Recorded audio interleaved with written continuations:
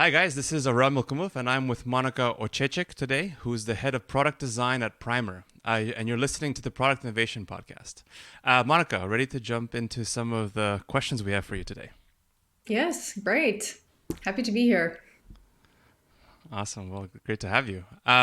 So you're one of the few people that we've had on our show who's a product design leader, and so we're gonna try to get your thoughts in today's episode around product design and any Mhm. controversial maybe thoughts in terms of how you do design. So maybe the first question I'll start off with is, um, product designers have very kind of very similar, but also differentiating roles to the product manager in terms of ensuring that they're designing and building out the best product. But Mhm. sometimes, as a product designer, you might need to do things that aren't always in the best interests of the customer. So I want to kind of ask the first question, which is like, Yeah. why do you think that is? Well, I think designers have traditionally, or specifically product designers, have by the traditional product design school been kind of taught to constantly think about the customer, and that's because like when digital product design started, it started with engineers rather than designers, and it was very like heavy on engineering thinking. And at that point, like there was no customer or user focus. So then when kind of product design started, we wanted to infuse it with a lot of like user focus. And then that kind of took over. So we want to focus on users because we believe that that leads to great products, and that great products leads to business value. But if you kind of focus on something that is supposed to be a tool, it kind of defeats the purpose, right? Because at the end of the day, we all work for companies with business objectives. And so a product designer's objective should always be aligned with the business. So I would say that user focus is really, really important, and having like the interest of your users and customers in mind. But it's not more important than like the technical scope or the business objective. So I think it's just about keeping other objectives in mind, because like product design doesn't happen like in a vacuum, or in a world that is perfectly kind of created for product designers to do their thing and not kind of consider the context in which they operate. So I think just sometimes we product designers are taught this like process and focus, which is great. It's just like not the only thing that you need to keep in mind as a product designer. Hmm.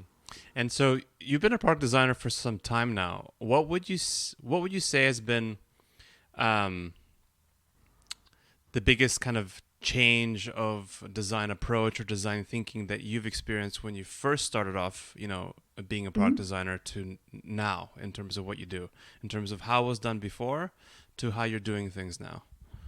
Yeah, so I can maybe just start off by I'm not really a product designer, and like I've kind of moved into product design from product, and before that from marketing. And actually, I studied business, so I'm not really. No one ever taught me product design, so it's just like a kind of a natural evolution of other roles. But to be honest, I think that product design hasn't changed enough over the last couple of years. So there are kind of two schools of thought that are very popular within product design, and that is Google's design sprint and IDEO's design thinking. And Google is like a massive company, and IDEO is a design agency. And they operate very, very differently from a startup. So I think what we're lacking out there is this like school of thought that is driven by like a context that works for especially like high performing, high growth startups.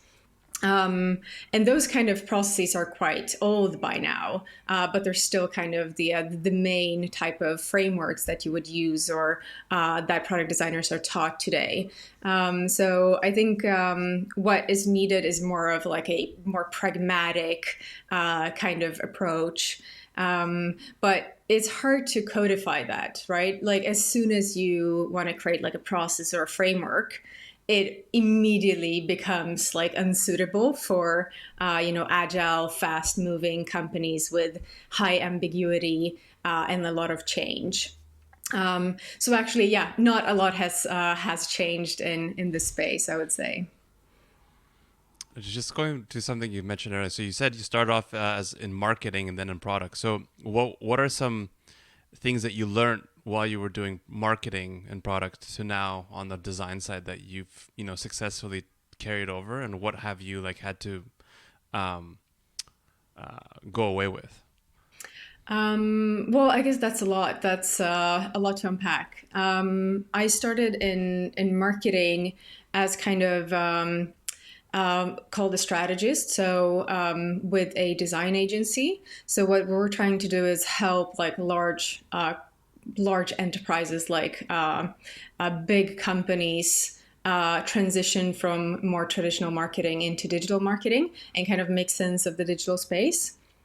And this was a couple of years ago. And the digital space is a lot more kind of interactive than traditional marketing is. So there is less distinction between product and marketing in the digital space. And like that distinction is just decreasing over time, right? It's hard um, to define kind of the boundary. So, for example, as you design products, oftentimes the onboarding experience of a digital product is owned by the marketing team because that kind of ties into marketing activities. And oftentimes the marketing or product marketing team will own metrics like user conversion, which actually happens in the actual product. So there's like blurry distinction between the two.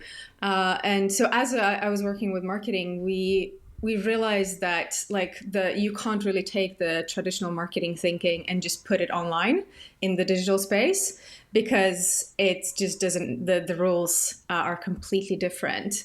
So at that point, we started to bring in more of this like digital product thinking into the marketing space. So we were still working with like a head of marketing or CMOs, but had to bring some of that product thinking. And this is when I started to like understand what product is and the role it plays and how that can overlap with marketing. And over time, it just seems to me personally a lot more exciting to be more on the product side than the marketing side. But definitely the overlap is quite interesting to me.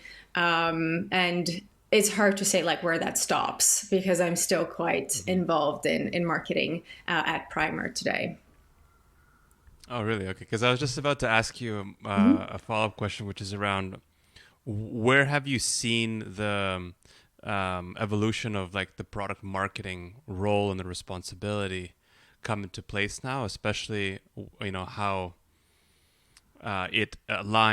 how it aligns with product design and just product in general.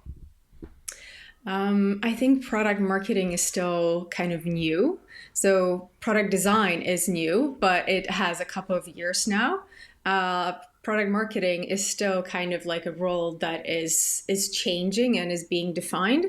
I think you know that typically by what's the vocabulary that is used.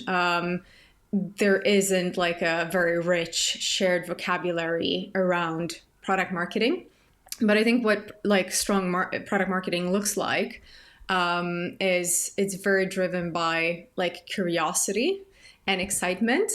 And that has to be like the core. And then I would say it's kind of free, right? And it really depends on the product that you work with. But I think good product marketeers will like know the market really well. They will know competitors really well. They will know and like probably define the product value proposition. They are not like passive receivers, as traditional marketing people would be quite passive in that they receive a brief, there is a product, and like you have to do something interesting with it and like create a story. Whereas product marketing, I think, working in that intersection should have like an impact on the product.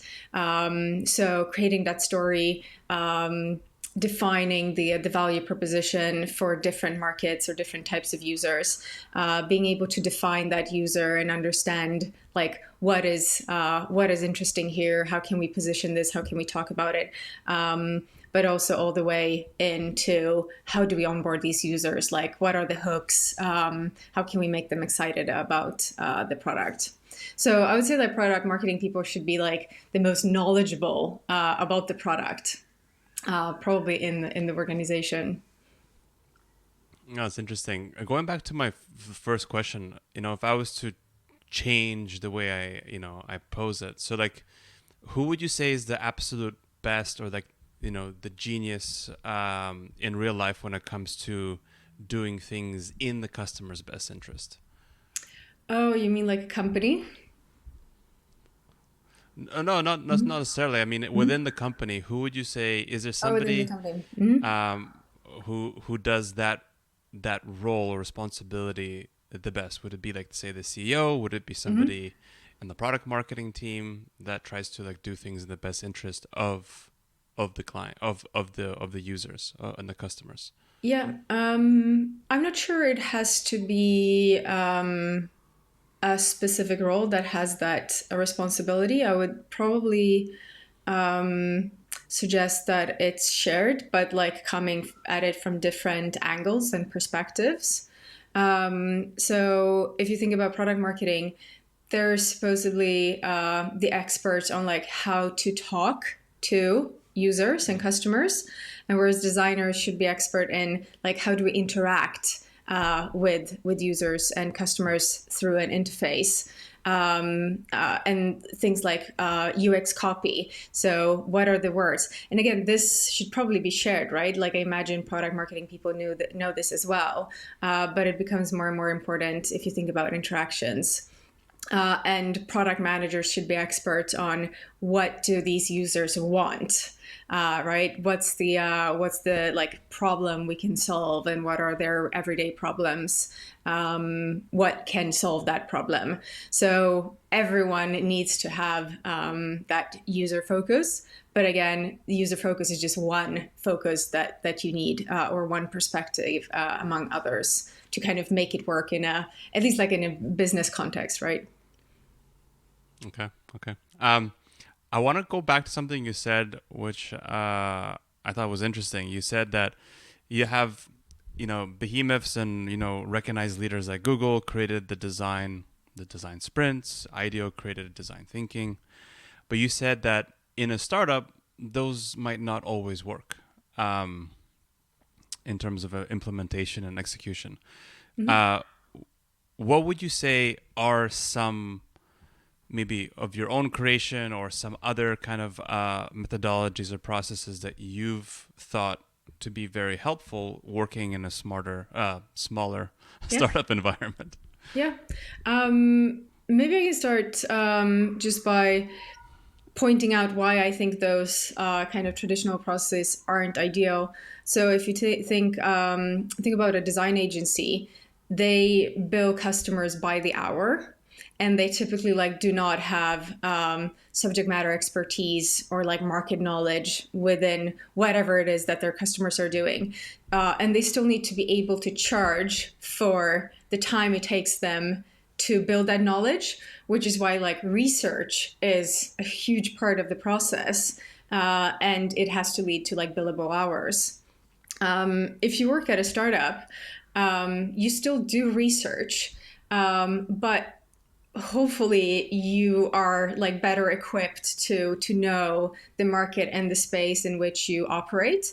So you might not need as much research, and you might not need that research as like a huge chunk of hours before you start a project. Rather, you need to constantly be speaking to users and conducting market research because things change. Another difference is that a design agency will finalize a project within a given time frame, and then they hand it over, and it's supposed to be done by then. Like, there are obviously like projects which continue, and you have like an ongoing relationship, but that's like the exact opposite to what you do at a startup, right? Yeah, you have deadlines and you try to launch things, but you have like continuous ownership over something. And it's absolutely acceptable to release something that isn't perfect, because you're making a point out of, this is a beta product. We're gonna like get feedback and continue iterating. And that's not what you typically do when you hire a design agency. And a design agency will need to build some kind of confidence in that like first product that they release. So again, like that process is just very different because the context is different.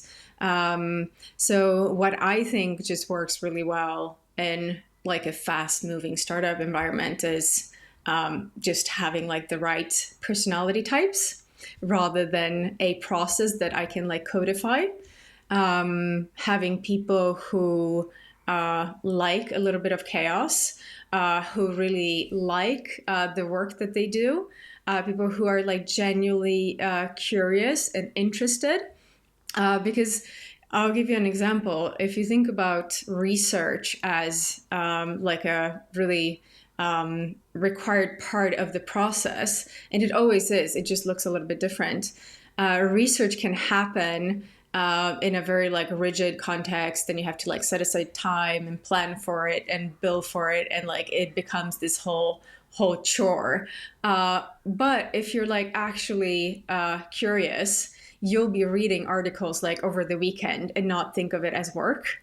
Not to say that people should be working over the weekend, but like if you're like genuinely interested in something, research can happen in a more informal context because you're building your own knowledge. And you want to speak to your users because you're like genuinely interested in like getting to know them. So those are kind of traits that I think are really important in this context, to make things work really smoothly.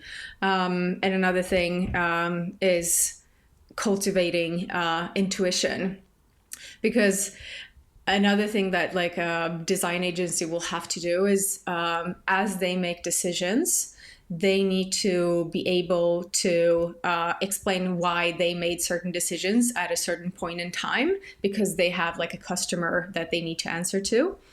Whereas in a startup, we constantly make like decisions, and we just hope that like on average we make the right one, more often than the wrong one. And we just learn, right? Because it is easy to kind of see mistakes in hindsight. But it's, if we like always have to make the right decision and ensure that that is the right decision, it slows us down.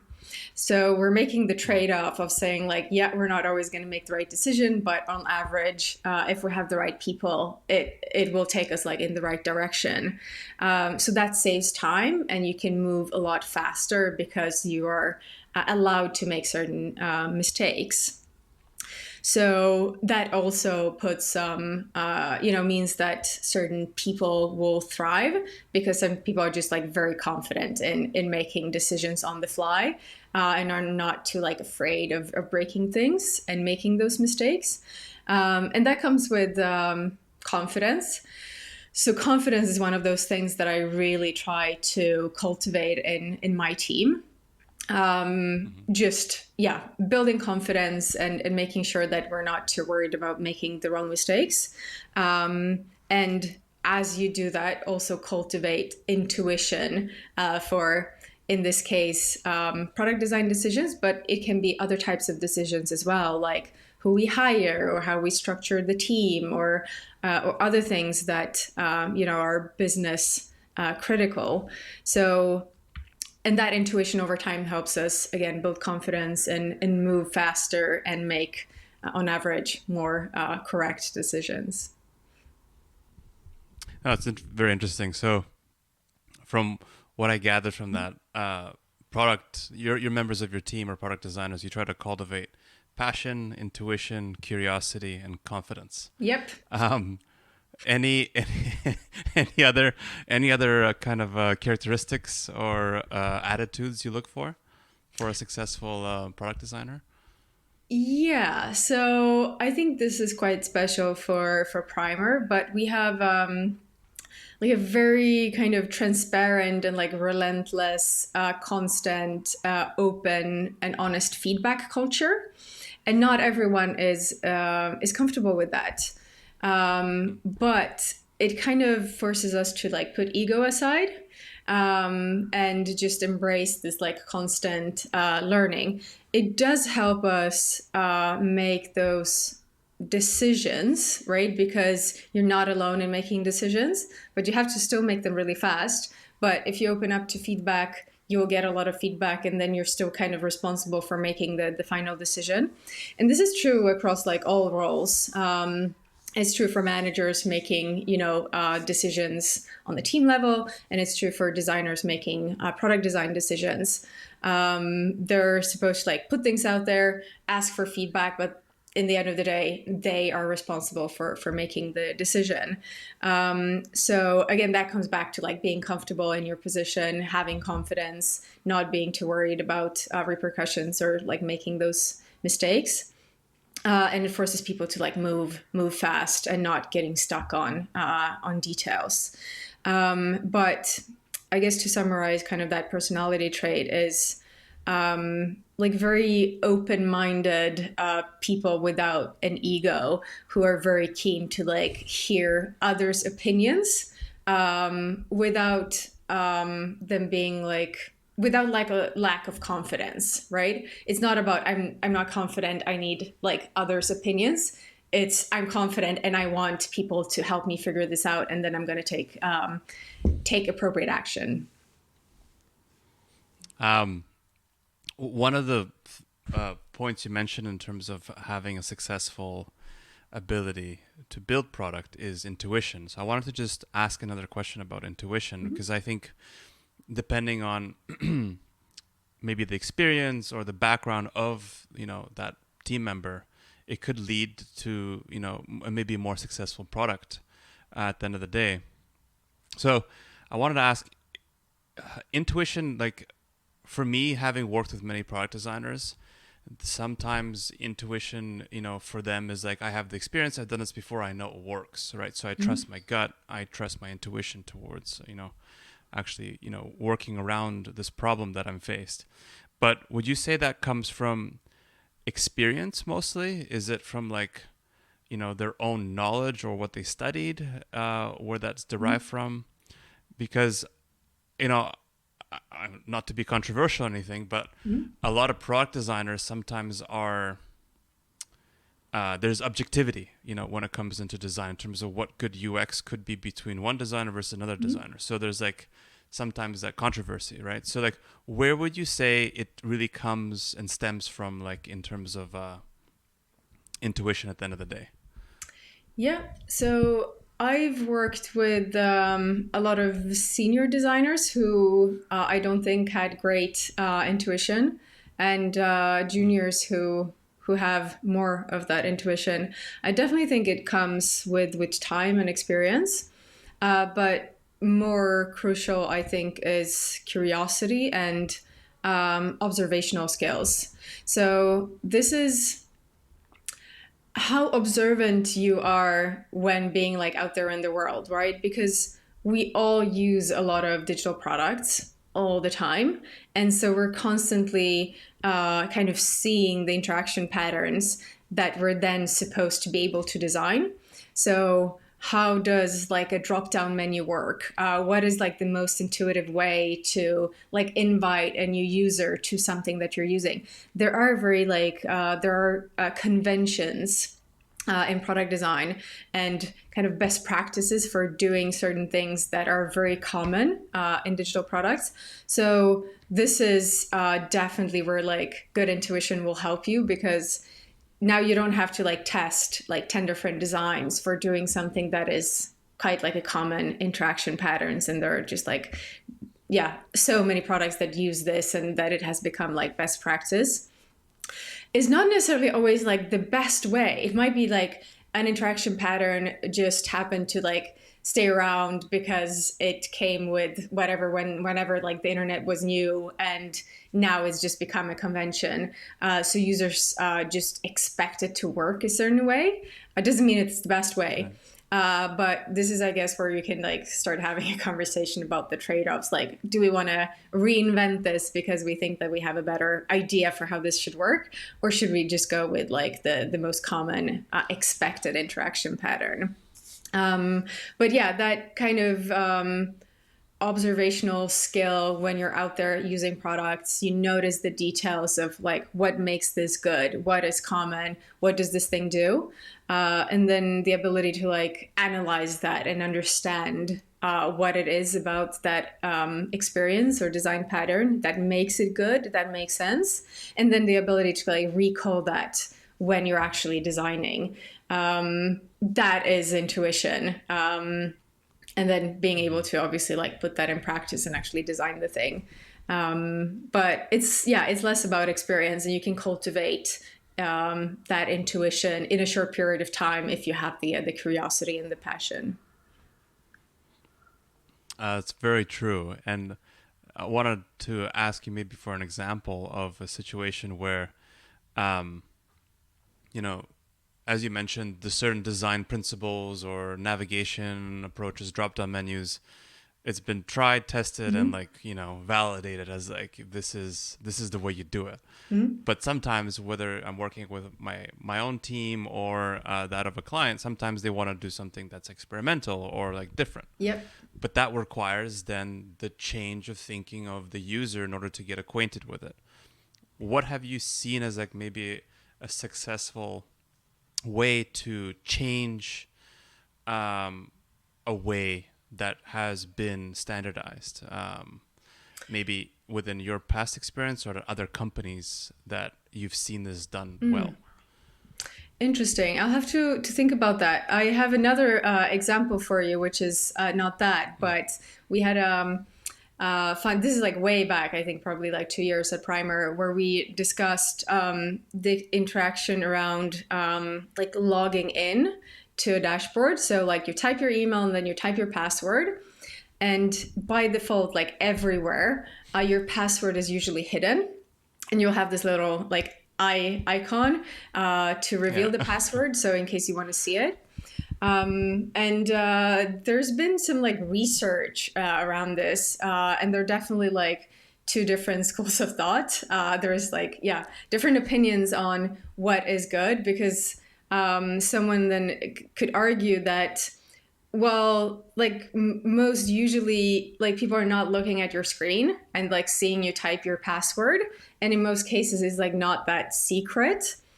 And people make mistakes actually when typing their password. So a lot of the time, like you type the wrong password and you have to do it again and you have to reveal it. So it's not that smooth. So maybe like the best would be to reverse it and to have the password visible by default. But it actually makes users like really uncomfortable because they're just not used to seeing their password. They're just so used to always having it hidden that like the whole thing feels not like secure, or it doesn't feel right, which makes them uncomfortable. So that's definitely like a pattern where maybe the logical thing would be to actually show the password, but it like doesn't make sense because it makes people uncomfortable. So that's the thing that, yeah, Totally. let's not try to like reinvent the password kind of input field. No, it's a great example. I've had this conversation with a few people in the past before. It's like, should we do a confirm password, or should we do this like make it unhidden? Yeah. But it's interesting with what you just said about making it visible. I agree. Like most of the time people are within front of their computer. There's nobody else seeing what password they're putting in. Yep. But then you have tools like Hotjar, Full Story, and like all these screen recording apps that record what's happening on your screen, right? Just Yep. to make sure that, you as like, whether it's like the UX person would review the recording like, oh yeah, they did this the way I wanted them to. So that could be like the controversial part, right? It's like, oh, then people can see your password. Yep. Right. So it's like it's always a give and take, right, with everything. Yeah, no, for sure. I mean, I think most users are not aware that anything could be recorded. It's just emotional. And I think Yeah. that's the, I guess, where the, again, intuition comes in around product design. Like, can we Yeah. imagine what people will feel? But again, yeah, people are different and some will feel comfortable and some not. But back to your question on kind of reinventing things, interaction patterns that that work. I'm specifically thinking about Notion as like a really interesting tool that when Notion came around, it just didn't seem like it was solving a problem because there were so many like note taking tools and like obviously no one loves Word and no one ever loved Word, but it kind of just worked. And then Notion kind of came around, and over the years they have really like perfected the small interactions around note taking. And there's so many small details that just make that experience really, really nice. So I think that's a good example of just like reinventing the small things to create something that feels very intuitive. No, very true. Just a couple of more questions here, Monica. Next one I have is we talked about process. We talked about examples of methodology and framework. So obviously every designer like yourself and like everybody else out there who's doing design has some sort of process that they go to that is their tried and true method or whatnot. But at the end of the day, products, no matter what method or framework you apply, might not be successful or might not be the best in terms of the outcome at the end of the day. So I wanted to ask you, maybe this is controversial, but who or what is at fault for that? Oh, I don't think it's well. Look, if we're talking about like a business level, then it's always the founders or the CEO in a way. But I think everyone in a company has responsibility. Like literally everyone, not just like the product team, but if you think about like, well, the marketing team should know, and if things are not working, they should speak up and help the product teams get on the right track. Same thing with sales teams. They're supposed to be very, very close to customers, and they have a lot of responsibility in feeding those insights back to product teams. Everyone in the product team, engineers, just like designers and PMs. So I think that's a type of culture I like and that I would promote, where like everyone feels that ownership. And I think this is like specifically true for product companies, right? Not everyone is a product company and isn't like product driven, but when the product is kind of at the core of the business, then everyone should hopefully feel that type of responsibility. Okay. Last question, maybe one more. I don't know. We'll see. This is more of a creative question, I guess. If you had to make, say, a 30, 45-second video about yourself on TikTok or Instagram or whatever, what would it say and what would it look like? Okay, that's a good one. I would probably be ranting about like things that don't work. So this is what if I go on a rant, it would be like everyday, like life inefficiencies, right? Like, why doesn't this work? How could this be better? So I'd probably have like a series of, stuff that's broken and inefficient. And here's my solution to how it should work. Everything from like the tax system to like queuing at the supermarket, or like security at airports, a typical thing that could be improved.